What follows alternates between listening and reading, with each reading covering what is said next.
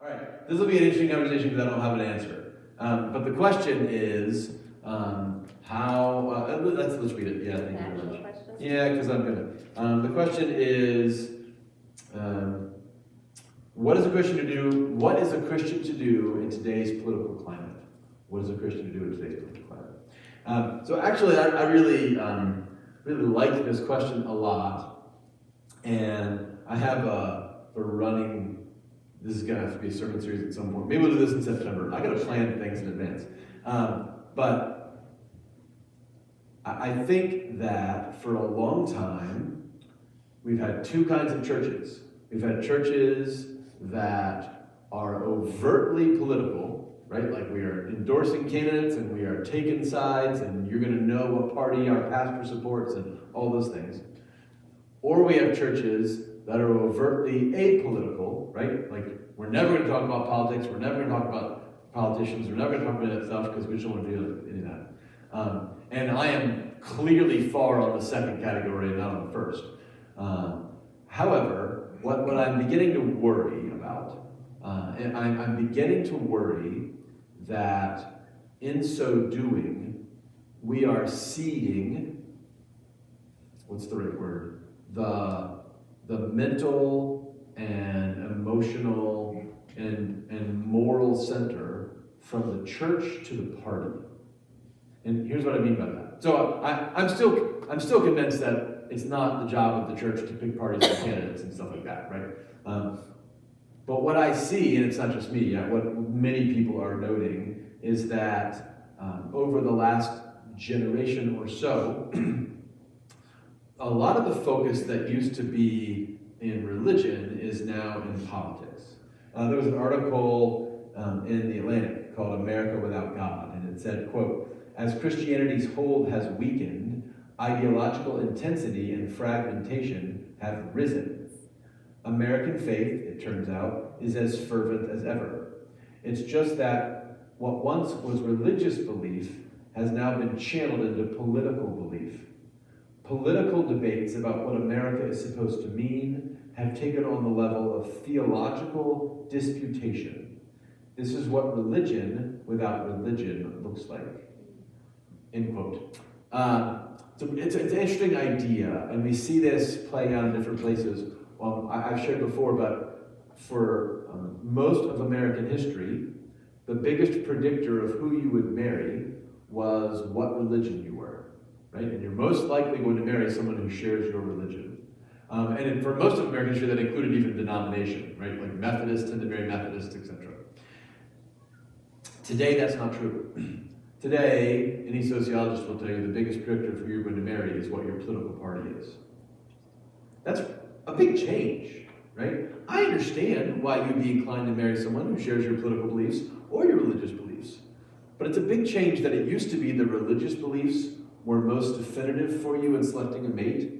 And now it appears, I'm not saying for every person, of course, but across America in general, political beliefs are a better indicator about who you're likely to marry. That's interesting, right? And it makes me feel that perhaps we have let our politics begin to take the role that our faith is supposed to have as most central to our identity as people, right? So a couple ideas about this. I would love for us to think about who and what gets to shape our identity and how we think about the world. Most of us, you guys are all like top-level church people, right? Here you are on a Wednesday night, coming to an extra Bible study in the middle of the week. But for your most engaged church people who come, let's say they come to a Sunday school class and a worship service and maybe a midweek Bible study every week. And maybe they even do their own devotional every day for 30 minutes or whatever it might be. Right? They're still getting dramatically more influenced by the culture around political topics than around religious topics. For most of us, right? If you watch an hour of news every day, well, that's almost all politics, and you're getting shaped. If you have an Apple News feed, as I do, and you read it every morning, well, even if you swipe swipe left on the politics stuff, it still shows up there every single time. If you listen to radio or if you listen to TV, I mean, we're just barraged with political messages all the time. I get text messages from politicians in other states asking me to support them. I'm like, I couldn't if I wanted to, and I don't. Goodbye. And so it seems like our politics has more opportunity to shape how we think about the world, and it seems like we are giving it more weight than we used to. And we've always been a political people. I'm not saying, oh my goodness, go back and read what's happening in the first couple elections in American history after Washington, and it's chaos out there. I mean, we're very political. But it does feel like there's a change. It does feel like something is different. I think, so this is just random ideas with Jim. I got a couple more thoughts, and then I want to have people help me think this through. I think one of the things that I'm noticing that feels different now is that we have an intentional polarization where we say, hey, I'm on the left or I'm on the right, whatever side I'm on. And if you're on my side, no matter how extreme you are on my side, I have more in common with you than someone on the other side, no matter how moderate they might be, right? And I really think that's interesting. I think it's interesting that now, both political parties have really extreme people in them, and yet the scary thing is not, oh, I would work with the extremists. The scary thing is, oh, I would cross the aisle and work with somebody who's a moderate on the other side, right? That's the thing that might make me lose my next election or my next whatever. I think, by the way, I think that ideological polarization happens in the church too, to a lesser degree. The other thing that I think that's challenging for me is I see more catastrophizing than I used to see. I see more, oh my gosh, if that person gets elected, it will be the end of America. I gotta tell you, we've had some really bad elected officials in the history of America, right? Read your history, like really bad. And we survived. We made it, here we are, right? And so, that, again, that catastrophizing, that it'll be the end of the world if mentality is another way to be more polarizing and say, oh, we can't compromise, because if you compromise even a little bit, it'll be the end of the world, right? I was just listening to a podcast about this, and that's where our Christian perspective is important. Yeah. It's not that we shouldn't care, because we absolutely should still care about issues and people and voting and taking a part in elections. But we also have this beautiful ending of Jesus reconciling us and, creating a new heaven and new earth, and we forget that sometimes and think that we're supposed to fix it all or that everything's going to be destroyed by a human, when really we know better. Yeah, so good. And I 100% agree. And I think this is where as Christians, we have to be more thoughtful. We are told, we were doing a little Greek test earlier, but in the Gospel of John, the 18th chapter, as Jesus is talking to Pontius Pilate after he's been arrested, Pilate says, are you a king? He says, yeah, I'm a king, but my kingdom is not from this world. And I've noticed a lot of translations often say my kingdom is not of this world, and it's real picky. The word can mean either thing, but normally it means from. The word is ek in Greek. And I think there's a difference. I think there's a difference between saying my kingdom is not of this world and my kingdom is not from this world. Of this world sounds like, hey, nothing that happens here matters, and I don't really care, because it's all about dying what happens later. From this world means that my Jesus' kingdom is not rooted in any of the systems and structures and power dynamics that the kingdoms of this world are rooted in. But it still exists on this world. Right? It still is something that we are actively trying to build and expand until Jesus comes back and perfects. And so it seems to me that our main political persuasion should be, like, how are we expanding the kingdom of heaven? And not, what's happening in the kingdom of America, even though, like, oh my gosh, we are so lucky to live here, we're so blessed, and we have freedom of religion and all these things, and I'm so thankful. But Christians have flourished in democracies and in dictatorships and in monarchies and in all kinds of governments in the world. And when we begin to think that, if our government isn't the way it needs to be, the church will fall apart, or the world will fall apart. We are elevating the government to the place where the kingdom is supposed to be. Right? The kingdom is the thing that's going to last. And the kingdom's not from this world, but it is part of this world that we're supposed to be working on, like, all the time. Right?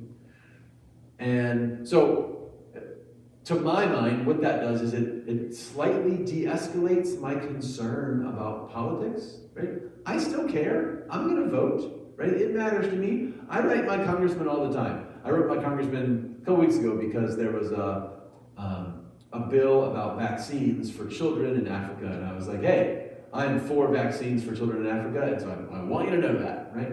I don't know what you can do with that information, but I just want you to know I like vaccines for children. But my identity isn't wrapped up in that, right? My hope isn't wrapped up in that. I don't have any fear. I mean, I don't have much fear. We have a little bit of fear. I don't have much fear. I'm not driven by fear what happens if the wrong person wins, right? Because the kingdom that I care about most is not of this world or from this world. It's entering into this world, right? And I'm trying to help it come a little bit more. We talked about this yesterday with identity. I Yeah. mean, any sort of identity that we're putting above our identity as a child of God is idolatrous. I mean, if we're putting our political party above everything else, that can become an idol for us pretty easily. Absolutely. Yeah. Awesome. And I think it's easy to do because we're people, we care. And we should care. We Caring is should good. care. Yeah. It's the amount of caring. Yeah, when you care about something passionately, I think it's easy to do that without knowing that you're doing it even sometimes. Yeah. That's good. But yeah, forgetting about the kingdom of God. Yeah. Yeah. So, thoughts, comments, questions about the challenges of being a Christian in our political climate today?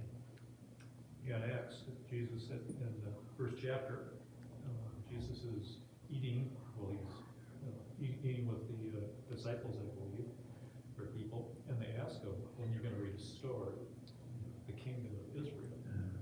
So is that might be political, or might be the heaven. I think there's still a political thing. So Jesus says, and Jesus answers like for the heaven, as far as it's God will, the Father will tell you when this will happen. But he says, this is your job. You receive power when the Holy Spirit comes on you, and you'll be my witnesses. That's great. Different layers. So that's, Jesus is saying it's not why did Jesus come? Right. Yeah, that's great. Steve's mentioning Acts chapter 1, the first 8 verses, and the disciples say, hey, when will you restore the kingdom of Israel? And probably they're thinking about, like, we want a regular nation still. Maybe they've got a bigger perspective, but anyway, Jesus says, you don't get to know that. Your job is to be my witnesses in Jerusalem, Judea, Samaria, and the ends of the earth. So again, is it okay for Peter and Paul to worry about how the Romans treat their Jewish brothers? Of course it is, right? Is it okay for them to say, hey, we would really like to see Rome, let our people go free and be their own nation? Of course it is. Is it their main goal? Absolutely not. Right? Jesus could not be more clear in this passage that you just quoted, that their main goal is not to establish political freedom from Rome, but to help everyone experience salvation from death and Satan through Christ, right? That's the message. We can care about both as long as we care about them in the right proportion. This is how St. Augustine describes sin, right? He says it's disordered love, right? When you love the things in the wrong order. If I love my kids more than my wife, I'm going to have a bad relationship with my wife and probably a bad relationship with my kids, right? I'm going to love my wife first, then my kids. If I love my country more than my God, well, then my country's become an idol, right? If I love anything more than my God, it's become an idol. This is the challenge of the church. We don't not care about secular things. We just care more about heavenly things. You know? It's great. Really good. Other comments or I questions? hear this saying every once in a while, people nowadays, people are putting government over God. Yeah. Yeah. That seems to be the trend, Yeah. sort of, when you look at the big picture. Yeah. That's great. The comment is that we hear a phrase, people are putting government over God, which seems to be the trend. Yeah, I agree. And what's striking to me about that is I mean, as some of these authors were saying, that is a Democratic problem and a Republican problem. Right? Like, it's not like there's one party that's saying, hey, let's put God first. And no, they're all saying, put me first. Again, I mean, this is just how everything works, right? Everything in the world wants to be first.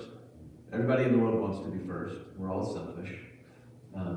But yeah, it's an American challenge right now. You know, it's great. Okay, I'm not hearing any questions. Oh, come on, Brett, go ahead. I think you say, I don't believe politics should get into the church. Mm-hmm. The problem is that politics has gotten into everything. I mean, Yeah. the light bulbs you buy, the cars you drive, the restaurants you go to, always seems to have a little political taint to it sometimes. Mm-hmm. So that's what I think of as the cause of that is I think the bigger the government gets, the more it gets into people's lives, and it starts creeping into everything, right? Yeah. But I think the real problem today is that the left and the right, they don't ever talk to each other. So if you're on the left, all you watch is MSNBC. If you're on the right, all you watch is Fox. And there's never, what I would love, I'm not a member of either party, I'm independent. But I would love to see like a weekly debate, a real sit-down debate between two people on each side, just talking through the issues, instead of just hearing one side from this person and one side on this person, because I like to get both sides, but you never hear both sides unless you're just listening to the people who just talk about one side, right? That's great. And What I I think think is interesting Also about listen. that is, oh, sorry, go ahead. He said, talk to each other. Yeah. But what I find is that nobody wants to listen. Yeah. They want to talk, Yeah. but they don't want to hear what the other person has to say. Yeah, that's good. And I always have to remember when I'm in situations is we're supposed to love our neighbor, so somewhere that's got to fit in there. Right? Yeah. I just wonder if we should repeat the question, the comment. Sure, so Brett was saying that we often don't talk. And what Linda was saying is, and also we don't listen. So we have, these conversations going on both sides, and there isn't much communication between them. And I think that's so right. And I think the interesting thing is we have these like extreme sides, and I think if we all actually got together and talked, most people probably feel really similar about things. Maybe it's the solutions to get to the outcome that we might disagree with, but I think most of the time we want the same outcomes. So having that space in between where we don't speak to one another and we don't listen is not helpful. Yeah. And it's not Christian. Yeah. Yeah, I agree. to not allow for that space and that respect and love for one another. Yeah, I agree. Yeah, I think, we didn't get into it, but one of the challenges of our culture is, again, this is not new to America.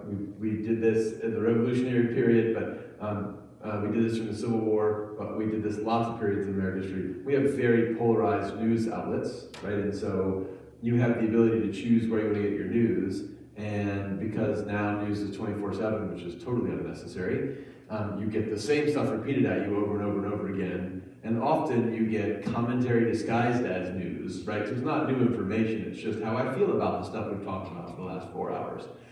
And yes, I absolutely believe that one of the best things we could do as Christian consumers of politics is to limit our consumption, right? To say, hey, you know what? Maybe an hour of political news is maybe even more than I need every day. Like, not that many interesting things happen, And I think the next thing is this idea of saying, hey, like, how do I hear different perspectives? How do I intentionally try to sit down with people that I respect who disagree with me and say, hey, tell me about how you think about this. And then not with the goal of convincing them they're wrong. I just want to listen, right? I would like to hear your side. And, if you're a good friend, you're probably going to hear my side at some point, but that's not my goal. I just want to hear. Yeah, I love it. I also think the other thing that Brett said about politics getting into everything reminds me of a quote from Tony Campolo. I often say, Tony Campolo said, mixing church and state is like mixing ice cream and cow manure. It doesn't do much for the cow manure, but it sure messes up the ice cream. And I really like that a lot, right? That, the gospel is this really amazing, wonderful, precious thing. When we mess it up by dragging it through the mud of politics, sometimes we think, oh, well, I'm gonna pull this party or this candidate or this nation back to God. Usually what happens is that I get pulled into the mess of the politics and not the other way around, right? So maybe more space that's not overtly political might be good for us. Right? Church could be one space like that, but yeah, like it would be nice if the choices that I make about so many things in my life didn't have to be coded. It could just be like, oh, I like this. It's not a political statement. Yeah. And that's why I think the political parties, really, I just think if there were no political parties, and you just ran as, like when you were in high school, you ran for school president, and you weren't like a party, you were just, these are my ideas. Yeah. I think there would be much more coming together, but it seems like if you're a Democrat, you may not always agree with the party, but you feel like you have to vote that way, and you can't really stand up and say how I really feel, because then all your base or something's going to get mad at you, and you won't get voted back in. Yeah. You know what I mean? It just seems like you're locked in. Yeah. And everyone's always, as soon as you get elected, what are you doing? You're trying to work to get elected again. You know what I mean? Yeah. The comment is just that political parties do tend to create some challenges for us, and election and re-election becomes a rat race. And I think this is important. I think that we've often said this as well here, but you remember Washington's farewell address.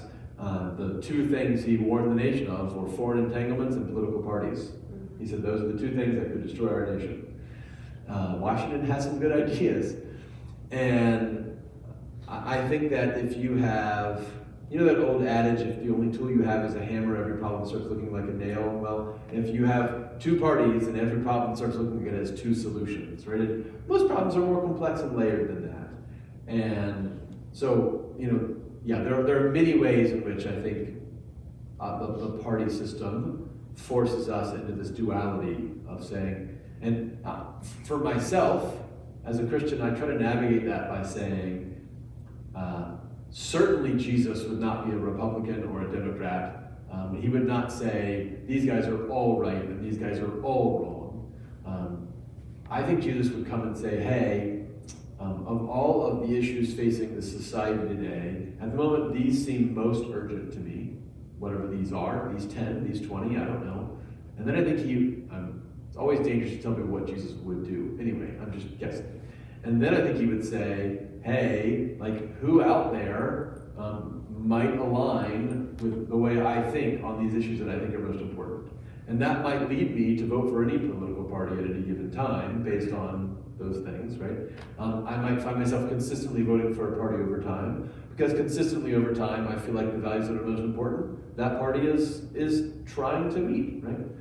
But it will protect me from saying, oh, I believe it because the party believes it. No, I believe it because I think this is the way Jesus wants society to be ordered and human relationships to function. And in this moment, I think this is my best of the options that I have, right? Not if you vote the other way, you're a bad human or a bad Christian. Just like this is where Christ is leading me now. I think that's a helpful way. That's all I think.